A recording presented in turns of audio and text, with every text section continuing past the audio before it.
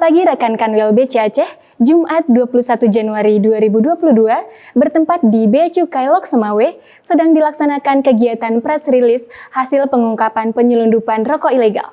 Berikut laporan selengkapnya.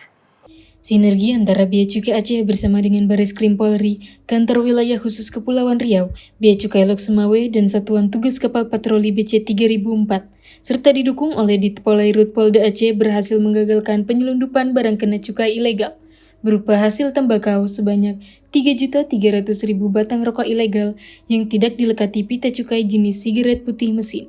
Dengan perkiraan nilai barang ditaksir mencapai Rp6.615.500.000, serta kerugian negara dari cukai dan pajak rokok sebesar Rp3.514.500.000. Pada akhirnya diharapkan dengan adanya sinergi antara Bea Cukai dengan aparat penegak hukum lainnya secara konsisten dapat menekan pertumbuhan dan persebaran rokok ilegal di Provinsi Aceh. Dari Kantor Wilayah Bea Cukai Aceh, Aldi Rekania, Humas Kantor Wilayah Bea Cukai Aceh, melaporkan.